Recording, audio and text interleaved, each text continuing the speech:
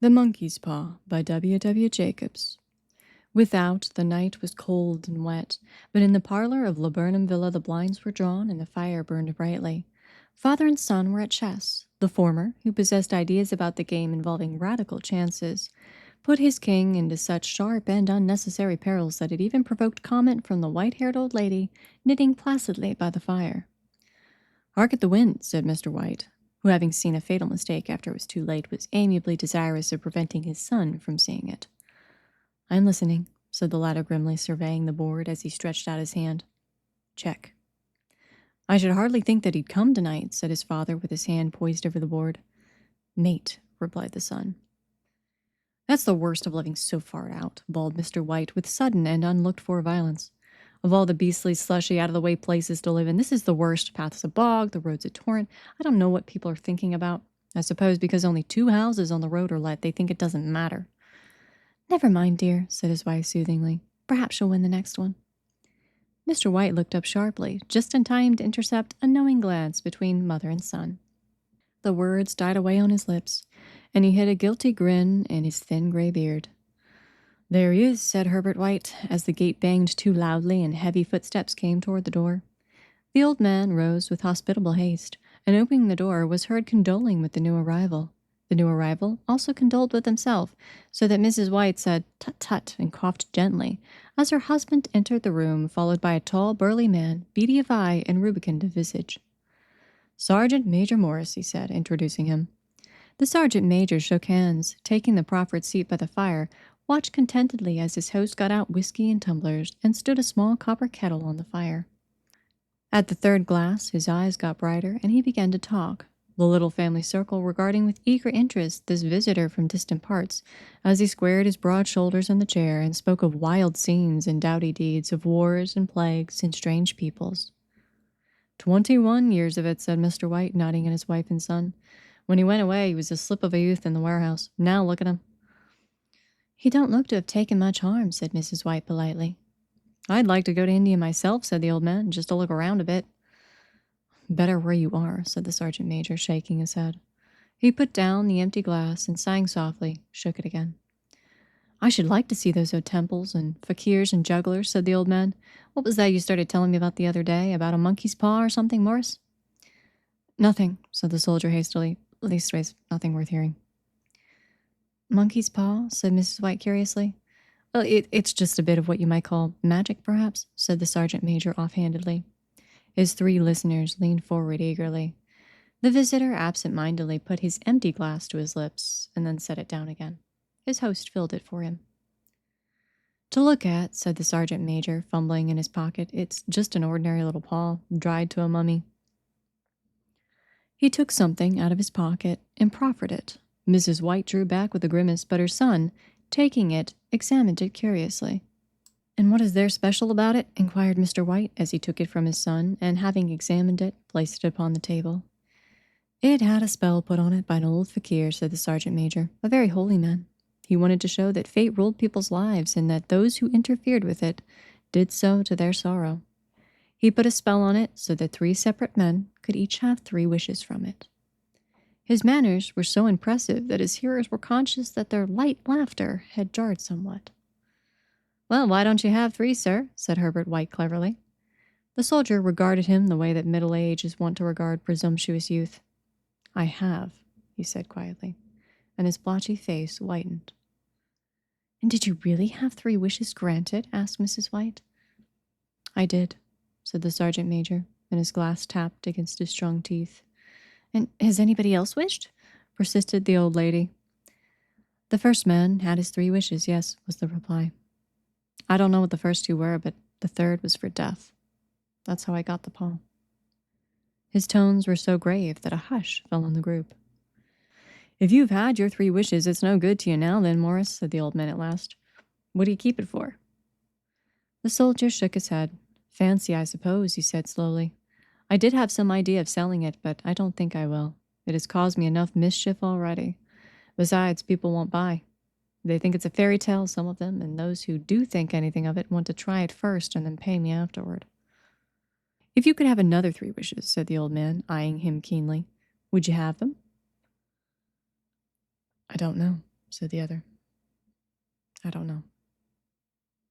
He took the paw and, dangling it between his forefinger and thumb, suddenly threw it upon the fire. White, with a slight cry, stooped down and snatched it off. Better to let it burn, said the soldier solemnly. If you don't want it, Morris, said the other, give it to me.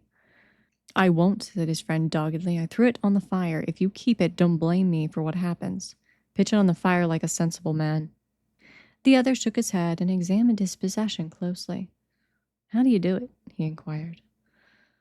Hold it up in your right hand and wish aloud, said the sergeant major. But I warn you of the consequences. Sounds like the Arabian Nights, said Mrs. White as she rose and began to set the supper. Don't you think you might wish for 4 pairs of hands for me? Her husband drew the talisman from his pocket, and all three burst into laughter as the sergeant major, with a look of alarm on his face, caught him by the arm. If you must wish, he said gruffly, wish for something sensible. Mr. White dropped it back in his pocket, and placing chairs, motioned his friend to the table.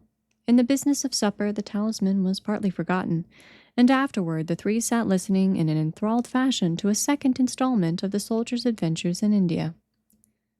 If the tale about the monkey's paw is not more truthful than those he's been telling us, said Herbert, as the door closed behind their guest just in time to catch the last train, we shan't make much out of it. Did you give anything for it, father? Inquired Mrs. White, regarding her husband closely. A trifle, said he, coloring slightly. He didn't want it, but I made him take it, and he pressed me again to throw it away. Likely, said Herbert with pretend horror. Why, we're going to be rich and famous and happy. Wish to be an emperor, father, to begin with, then you can't be henpecked.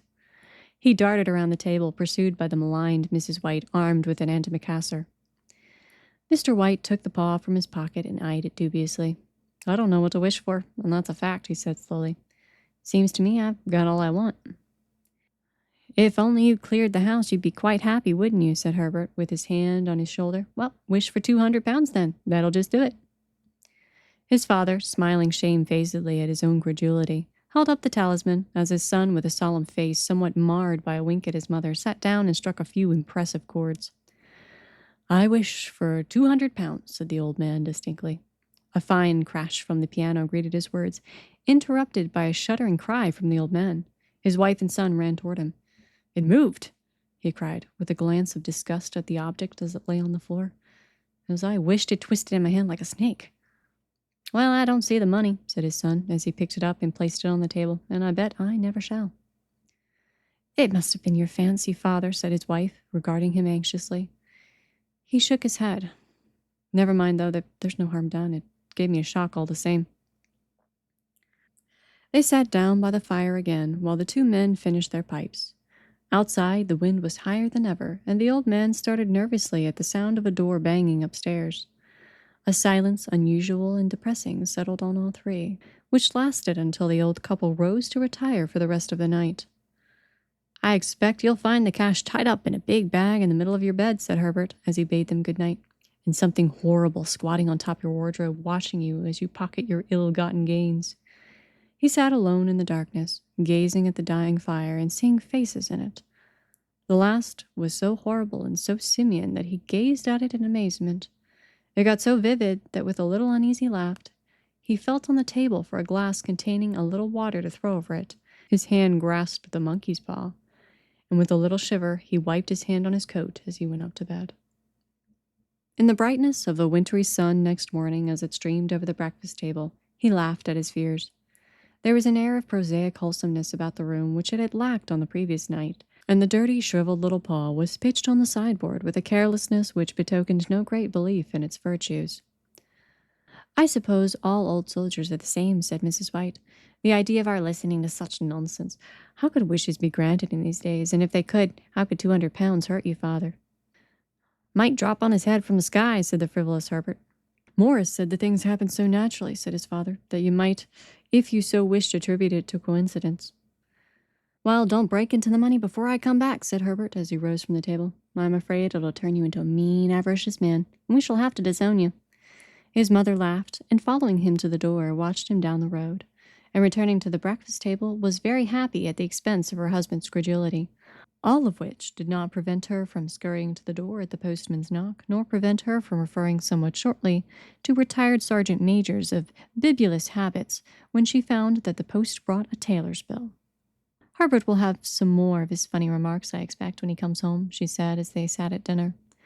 I dare say, said Mr. White, pouring himself out some beer. But for all that, the thing moved in my hand, that I'll swear to. You thought it did, said the old lady soothingly. I say it did, said the other. There was no thought about it. I had just... What's the matter? His wife made no reply. She was watching the mysterious movements of a man outside, who, peering in an undecided fashion at the house, appeared to be trying to make up his mind to enter. In mental connection with the 200 pounds, she noticed that the stranger was well dressed and wore a silk hat of glossy newness. 3 times he paused at the gate and then walked on again. The 4th time he stood with his hand upon it, and then with a sudden resolution flung it open and walked up the path. Mrs. White at the same moment placed her hands behind her, and hurriedly unfastening the strings of her apron, put that useful article of apparel beneath the cushion of her chair. She brought the stranger, who seemed ill at ease, into the room. He gazed at her furtively, and listened in a preoccupied fashion as the old lady apologized for the appearance of the room, and her husband's coat, a garment which he usually reserved for the garden. She then waited patiently, as her sex would permit for him to broach his business, but he was at first strangely silent. I was asked to call, he said at last, and stooped and picked up a piece of cotton from his trousers. I come from Ma and Megan's. The old lady started. Is anything the matter? She asked breathlessly. Has anything happened to Herbert? What is it? What is it? Her husband interposed. There, mother, he said hastily. Sit down and don't jump to conclusions. You've not brought bad news, I'm sure, sir. And he eyed the other wistfully. I'm sorry, began the visitor. Is he hurt? Demanded the mother wildly. The visitor bowed in assent. Badly hurt, he said quietly, but he's not in any pain. Oh, thank God, said the old woman, clasping her hands. Thank God for that. She broke off as the sinister meaning of the assurance dawned on her, and she saw the awful confirmation of her fears in the other's averted face. She caught her breath, and turning to her slower-witted husband, laid her trembling hand on his. There was a long silence. He was caught in the machinery, said the visitor at length in a low voice. Caught in the machinery? Repeated Mr. White in a dazed fashion. Yes. He sat staring out the window, and taking his wife's hand between his own, pressed it as he had been wont to do in their old courting days nearly 40 years before. He was the only one left to us, he said, turning gently to the visitor. It's hard. The other coughed, and rising, walked slowly to the window. The firm wishes me to convey their sincere sympathy with you in your great loss, he said, without looking round. I beg that you will understand I am only their servant and merely obeying orders. There was no reply. The old woman's face was white, her eyes staring, and her breath inaudible. On the husband's face was a look such as his friend the sergeant might have carried into his first action. I was to say that Ma and Megan's disclaim all responsibility, continued the other. They admit no liability at all, but in consideration of your son's services, they wish to present you with a certain sum as compensation. Mr. White dropped his wife's hand and, rising to his feet, gazed with a look of horror at his visitor. His dry lips shaped the words, How much? 200 pounds, was the answer. Unconscious of his wife's shriek, the old man smiled faintly, put out his hands like a sightless man, and dropped, a senseless heap, to the floor. In the huge new cemetery some 2 miles distant, the old people buried their dead and came back to the house steeped in shadows and silence. It was all over so quickly that at first they could hardly realize it, and remained in a state of expectation as though of something else to happen, something else which was to lighten this load too heavy for old hearts to bear. But the days passed, and expectations gave way to resignation. The hopeless resignation of the old, sometimes miscalled apathy. Sometimes they hardly exchanged a word, for now they had nothing to talk about, and their days were long to weariness. It was about a week after that the old man, waking suddenly in the night, stretched out his hand and found himself alone. The room was in darkness, and the sound of subdued weeping came from the window. He raised himself in bed and listened. Come back, he said tenderly. You'll be cold. It's colder from my son, said the old woman, and wept afresh. The sounds of her sobs died away on his ears. The bed was warm, and his eyes heavy with sleep. He dozed fitfully, and then slept until a sudden wild cry from his wife awoke him with a start. The paw, she cried wildly. The monkey's paw. He started up in alarm. Where is it? What's the matter? She came stumbling across the room toward him. I want it, she said quietly. You've not destroyed it? It's in the parlor on the bracket, he replied, marveling. Why? She cried and laughed together, and bending over, kissed his cheek. I only just thought of it, she said hysterically. Why didn't I think of it before? Why didn't you think of it? Think of what? He questioned. The other 2 wishes, she replied rapidly. We've only had one. Is that not enough? He demanded fiercely. No, she cried triumphantly. We'll have one more. Go down and get it quickly and wish our boy alive again. The man sat in bed and flung the bedclothes from his quaking limbs. Good God, you are mad, he cried aghast. Get it, she panted. Get it quickly and wish. Oh, my boy, my boy. Her husband struck a match and lit the candle. Get back to bed, he said unsteadily. You don't know what you're saying. We had the first wish granted, said the old woman feverishly. Why not the second? A coincidence, stammered the old man. Go get it and wish, cried the wife, quivering with excitement. The old man turned and regarded her, and his voice shook. He's been dead 10 days, and besides, I would not tell you else, but I could not recognize him by his clothing. If he was too terrible for you to see then, how now?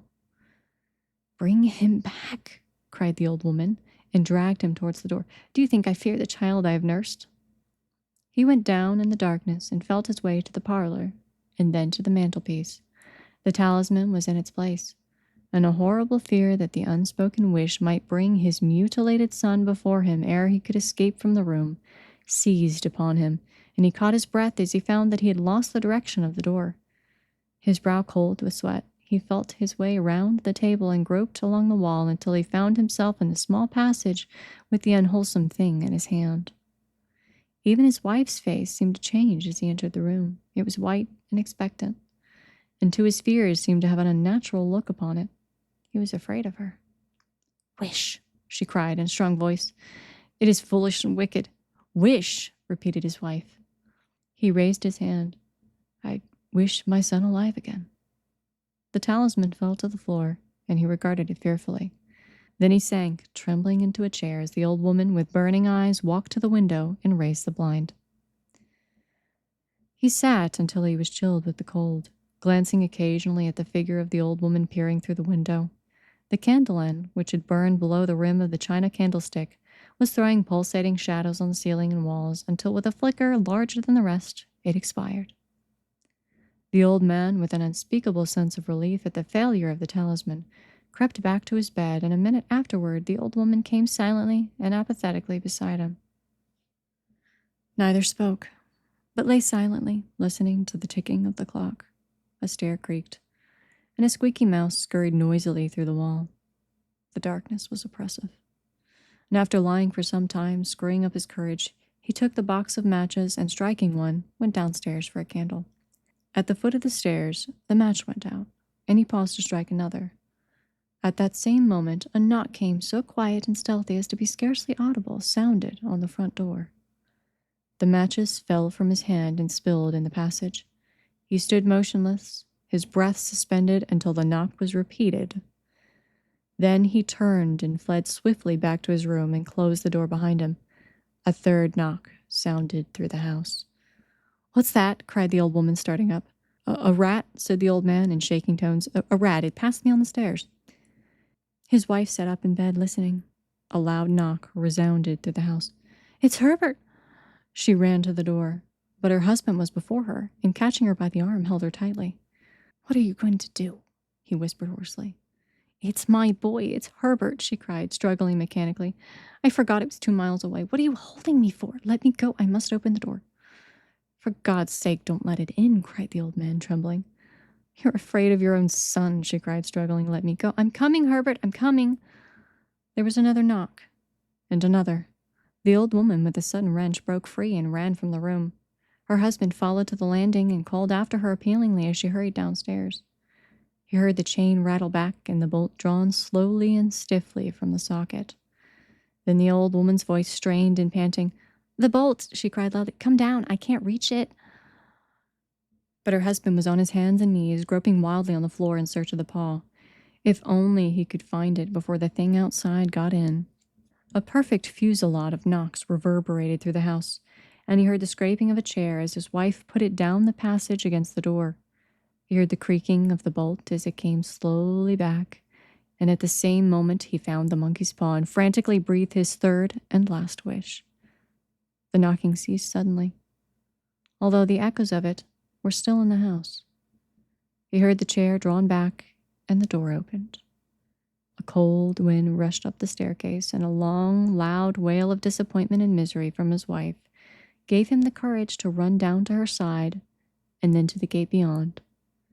The street lamp, flickering opposite, shone on a quiet and deserted road.